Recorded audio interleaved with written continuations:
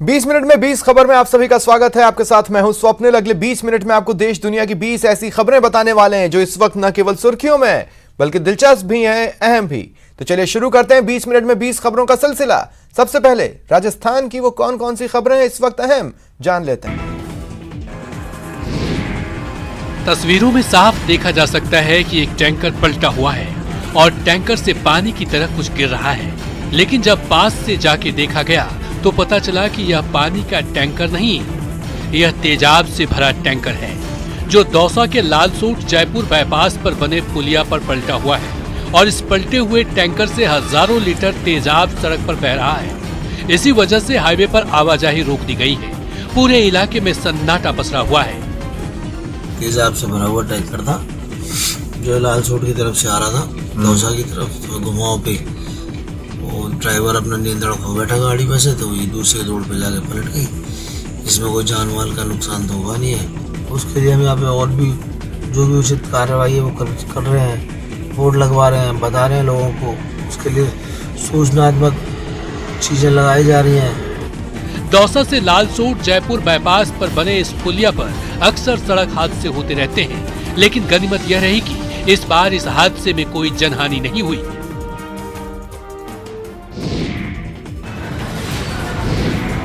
Petrol pump पर हंगामे की ये तस्वीर अलवर के बहरोड के जागूबास चौक के पास से आई है। पेट्रोल पंप पर यह हंगामा इतना ज्यादा बढ़ गया कि पुलिस को समझाने के लिए आना पड़ा, फिर भी घंटों लोग हंगामा करते रहे। बताया जा रहा है कि यहाँ सुनील अपनी गाड़ी में तेल भराने आए थे। तेल भराते वक्त सुनील को लगा कि मशीन में कुछ गड़बड़ी है और उन्हें कम तेल दिया जा रहा है। इसी की शिकायत करते हुए उन्होंने हंगामा शुरू कर दिया और उनके साथ वैसे दूसरे गाड़ी वाले भी आ गए जिन्हें इस पेट्रोल पंप पर तेल कम देने का शक था।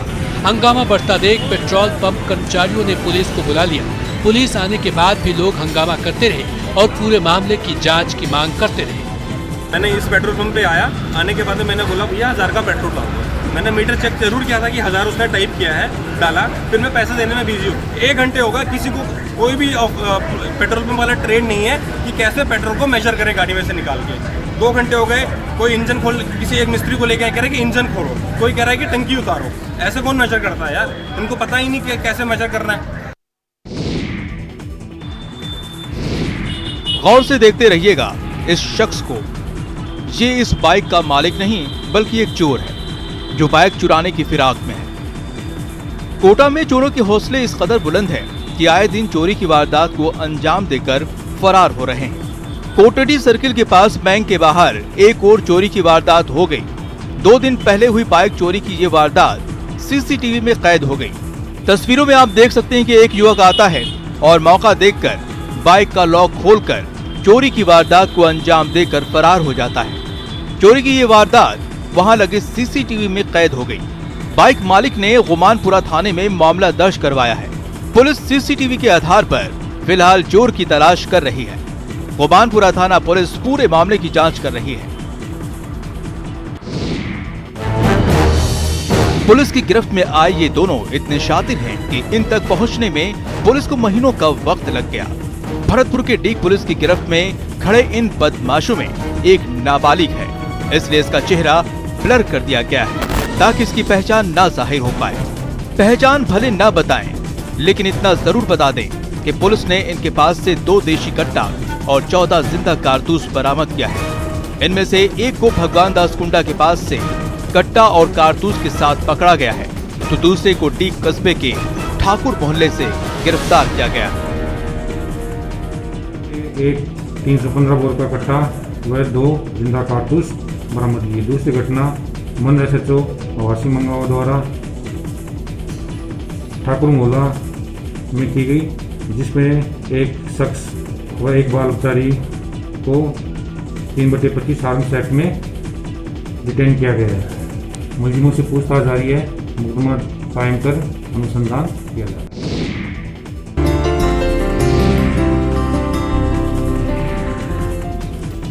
जी हाँ, थार की धरा पर 7 समंदर पार अमेरिका का मक्का लहलहा रहा है।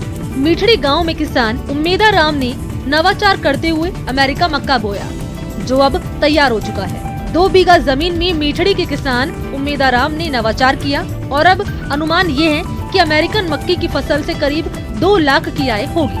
साथ ही साथ चारे से भी अतिरिक्त आय की उम्मीद है। 2 बीघे में बोया था और 2 बीघे में तकरीबन 1 लाख रुपये बीघे से मेरे को इनकम इसको होगी। 90 दिन में तैयार होता है फसल पक के।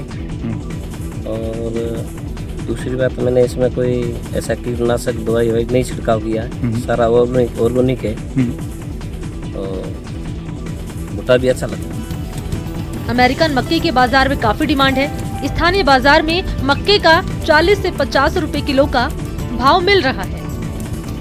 कभी बाड़मेर में महज ग्वार बाजरा की खेती होती थी, लेकिन नवाचार ने किसानों के लिए नई राह खोल दी है। जरूरत है तो बस उमेदा राम जैसे किसानों से प्रेरणा लेने की। पेड़ों के चारों तरफ लगी इन बोरियों को देखकर अगर आप सोच रहे हैं कि पेड़ों को कीड़ों या फिर जानवरों से बचाने के लिए ढका गया है, तो आप गलत सोच रहे हैं, क्योंकि इन पेड़ों को बोरियों से ढकने के पीछे का मकसद इन्हें ठंड से बचाना है। हाड़ कपाने वाली ठंड और शीतलहर की वजह से पेड़ों को भी नुकसान पहुंचता है और वो भी सूखने लगते हैं। लिहाजा चुरू के सुजानगढ़ में पेड़ों को सूखने से बचाने के लिए बोरियों से ढक दिया गया है। सुजानगढ़ के मांडेता में शमशान घाट के बाहर से लेकर जाट समाज विकास संस्था समिति के खेल के मैदान के बाहर समेत कई इलाकों में छोटे छोटे पेड़ों को बोरियों से ढक दिया गया है ताकि ये सूख ना सके। युवा साथियों ने आज वृक्षों के सर्दी से बचाव के लिए जूट की बनी बोरियों से इनका कवर लगाया है, जिससे ताकि सर्दी के अंदर वृक्षों की पेड़ पौधों की सार संभाल हो सके। ये भरतपुर की किन्नर नीतू मौसी है, जो इन दिनों बेटियों की शादी की तैयारी में व्यस्त है। उनके लिए गहने पसंद कर रही हैं ताकि शादी में बेटियां इन गहनों को पहन सकें। अगर अब तक आप इस सवाल में उलझे हैं कि किन्नर होकर नीतू मौसी बेटी की शादी की तैयारी में क्यों व्यस्त हैं, तो आपको ये जानकर हैरानी होगी कि नीतू मौसी ने 10 बेसहारा बेटियों की शादी संपन्न कराने का फैसला किया है। नीतू मौसी जिन 10 बेसहारा लड़कियों की शादी कराने जा रही हैं, उनमें 7 हिंदू और 3 मुस्लिम हैं। हैरान होने की जरूरत नहीं है, क्योंकि नीतू मौसी अब तक 80 बेटियों के हाथ पीले करा चुकी हैं। मेरा नवा सम्मेलन है, पिछले 8 सालों से मैं करती आ रही हूँ, अब ये 9वां साल है और हर साल 10 कन्याओं का करती हूँ। अपने समाज में कन्याओं का ही पिछड़ापन सबसे ज्यादा है, तो जब दिल में कोई ऐसी भावना जगी, ऊपर वाले ने इस लायक हमें बनाया कि हम कुछ कर सकें, तो यही विचार आया कि सबसे बढ़िया यही।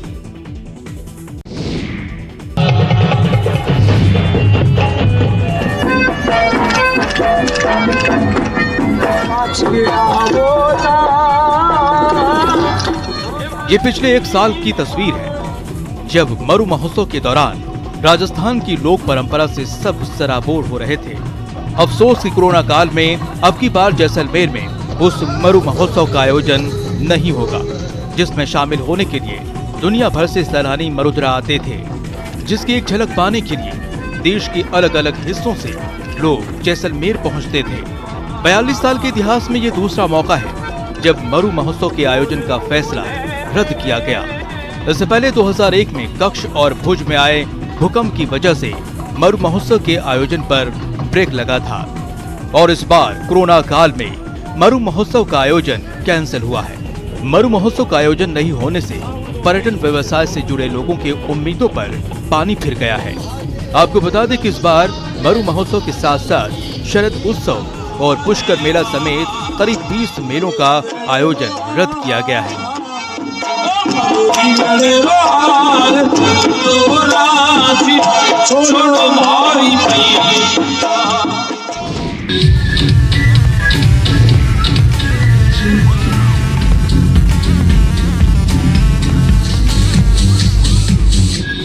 मौका लीड मिस राजस्थान 2020 के जयपुर ऑडिशन के दौरान टॉप 31 में पहुंचने की थी। लिहाजा ऑडिशन के लिए रैंप पर उतरी इन मॉडलों ने अपनी अदाओं से सबका दिल जीतने की कोशिश की।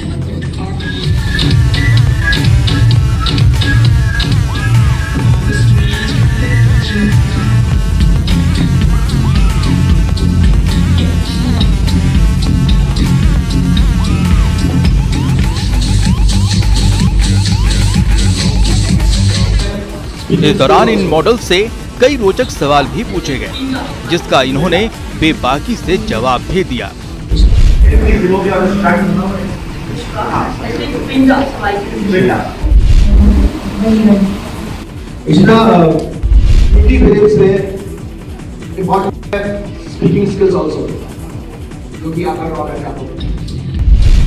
ऑडिशन को जज करने के लिए इस बार एक्ट्रेस चार्वी तानिया दत्ता, आकांक्षा भल्ला और दिव्या कासलीवाल यहां पहुंची थी। एलिट मिस राजस्थान 2020 के फाइनल ऑडिशन के मौके पर कोरोना गाइडलाइन का भी पालन किया गया, साथ ही नो मास्क नो एंट्री नियम का भी बखूबी पालन किया गया। यहाँ से हम 31 गर्ल्स ऑल अक्रॉस राजस्थान ले जाने वाले हैं, जिनको 7 डेज की ग्रूमिंग फ्री ऑफ कॉस्ट मिलेगी। एक रिजॉर्ट है हमारा संस्कार रिजॉर्ट, वहाँ पे हम ये ग्रूमिंग एंड ट्रेनिंग देने वाले हैं। 20 मिनट में 20 खबर में अब बात करते हैं दूसरे प्रदेश की खबरों की। यूपी के महोबा में एनडीआरएफ ने बोरवेल में गिरे 4 साल के एक बच्चे को 20 घंटे बाद बाहर निकाल लिया, लेकिन उसकी मौत हो गई। एक दिन पहले यह मासूम घर के पास एक खेत में खेलते वक्त 30 फीट गहरे बोरवेल में जा गिरा था, जिसे बाहर निकालने के लिए लखनऊ से एनडीआरएफ की टीम वहां पहुंची और बच्चे को बचाने के लिए बोरवेल के पास कड़ी मेहनत से एक टनल बनाया। इसी टनल की मदद से मासूम तक पहुंचा गया। बच्चे तक पहुंचने का रास्ता इतना संकरा था कि एनडीआरएफ का एक ही कर्मचारी अंदर घुसा, जिसे वहां अंधेरा होने की वजह से आगे बढ़ने में दिक्कत हो रही थी। ऐसे में टीम के दूसरे सदस्यों ने टॉर्च की रोशनी दिखाकर बच्चे तक पहुंचने में उसकी मदद की। इसी का नतीजा रहा कि मासूम को बाहर निकाला जा सका। नीचे से पैर आपके देखिए पानी में बिल्कुल फूल चुके हैं, मिट्टी अभी उनके बॉडी में, उनके शरीर में, कपड़ों में लगी हुई है। फौरन स्ट्रेचर के जरिए बच्चे को वहां पहले से मौजूद एम्बुलेंस तक ले जाया गया। मासूम को इस हालत में देख उसकी मां ने जोर जोर से रोना शुरू कर दिया, तो पिता की आंखों से भी आंसू छलक गए। बोरवेल से निकाले गए इस बच्चे को लोग जिला अस्पताल लेकर पहुंचे, लेकिन वहां डॉक्टर ने पुष्टि कर दी कि 6 घंटे पहले ही उसकी सांसें थम चुकी थी। उसका हम लोगों ने पूरी तरह से चेकअप किया और बच्चे को हम लोगों ने मृत पाया है। बच्चे तक पहुंचने के लिए टनल को बोरवेल के बराबर की गहराई का खोदा गया, जिस वजह से वहां पानी आने लगा। ऐसे में एनडीआरएफ की टीम को रेस्क्यू में काफी मुश्किलें भी उठानी पड़ी। मुंबई के वेस्टर्न एक्सप्रेस हाईवे से हैरान कर देने वाली कुछ तस्वीरें सामने आई, जिनमें 2 लोग एक चलती कार की पिछली खिड़की से बाहर निकलकर बियर पीते दिखे, जिसका वीडियो वायरल हो गया। वेस्टर्न एक्सप्रेस हाईवे से गुजर रही इस कार में पीछे की सीट पर बैठे 2 लोग खिड़कियों से बाहर निकले, हाथों में बोतल लेकर बियर पीते नजर आए। हालांकि शिकायत मिलने के बाद पुलिस ने आरोपियों को गिरफ्तार कर लिया।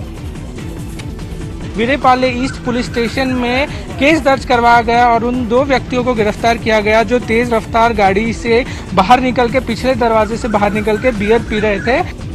एक्सप्रेस हाईवे पर इस तरह की हरकत का वीडियो उन्हीं के पीछे आ रहे लोगों ने रिकॉर्ड कर लिया और इसी वीडियो के मिलने के बाद पुलिस वालों ने गाड़ी की पहचान कर उसे भी जब्त कर लिया।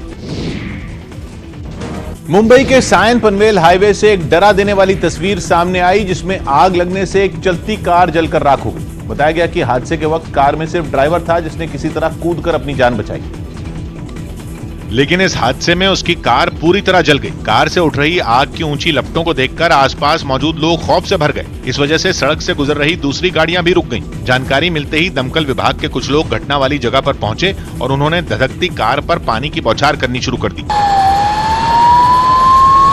आग इतनी खतरनाक थी कि दमकल कर्मियों को उसे बुझाने के लिए 2 तरफ से मोर्चा संभालना पड़ा। आग की लपटों पर पानी डालते ही हर तरफ धुएं का गुबार छा गया, जिससे कुछ देर के लिए वहां कुछ भी दिखाई देना मुश्किल हो गया। हालांकि काफी मेहनत के बाद आग पूरी तरह बुझा दी गई। इस हादसे की वजह से हाईवे पर जाम भी लग गया। गुजरात के द्वारका से हैरान कर देने वाला एक वीडियो सामने आया है, जिसमें दिखा कि एक उद्योगपति के बेटे की शादी में कोरोना नियमों का जमकर उल्लंघन किया गया। हालांकि इस वीडियो के वायरल होने के बाद पुलिस ने केस दर्ज करने में देरी नहीं की, क्योंकि इस शादी में कोरोना के किसी भी नियम का ख्याल नहीं रखा गया। भीड़ जुटाने पर लगी रोक के बावजूद वहां सैकड़ों लोग एक साथ दिखाई दिए। इस दौरान न तो किसी के चेहरे पर मास्क दिखा, न ही एक दूसरे के बीच 2 गज की दूरी। इतना ही नहीं, महिलाओं ने वहां जमकर गरबा भी किया।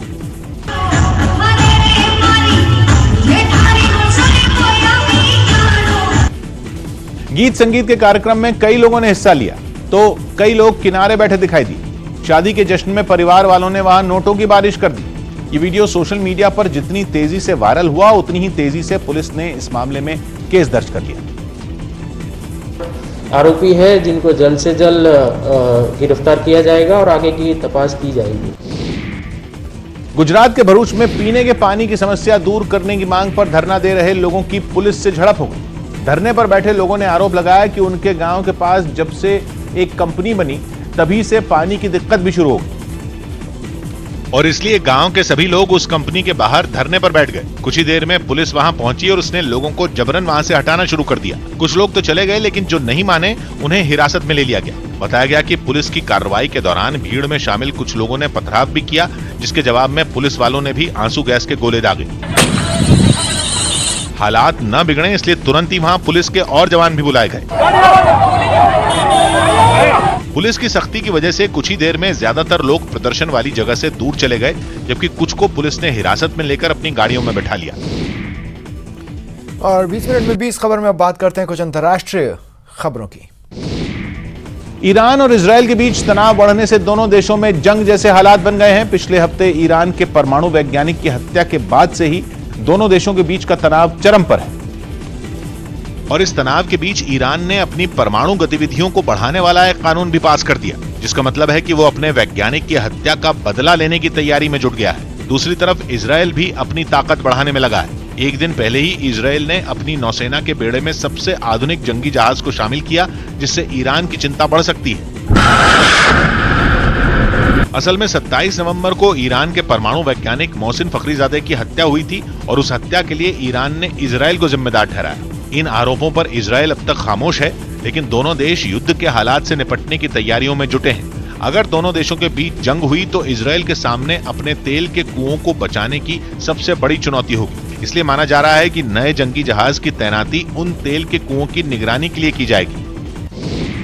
दक्षिण अमेरिकी देश चिली में पेंशन से जुड़े एक बिल को रद्द किए जाने के खिलाफ प्रदर्शन तेज हो गया। सरकार के इस फैसले के विरोध में सैकड़ों लोग सड़कों पर उतर आए, जिनको रोकने के दौरान राजधानी सैंटियागो में पुलिस और प्रदर्शनकारियों में झड़प हो गई।